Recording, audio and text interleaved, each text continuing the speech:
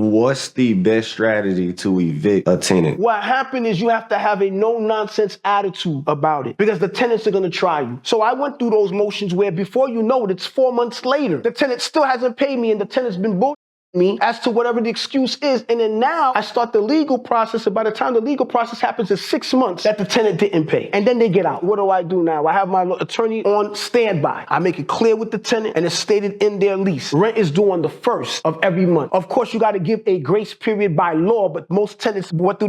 They use the grace period's end date as the date that they pay the rent every month. So then now, when that grace period extends, I make it clear to the tenant. The moment I notify my attorney to give you a notice to quit, there is no more conversation. When they get a notice to quit, my attorney charges me, let's just make it $1,000. There is no conversation. Talk with the attorney and you have to go to court to deal with it. Even if we address the issue and come up with a settlement, you're going to repay me my attorney costs, which now cost you more money. You're going to pay the back rent and we can move forward from that point. When you give a no-nonsense attitude, but you're fair, you're not a scumbag, but you're fair, they stop playing with you. It's when you being nice, you give 1 inch, they take a mile and so and so, and next you know it's months later and these people are in your place and still haven't paid any rent.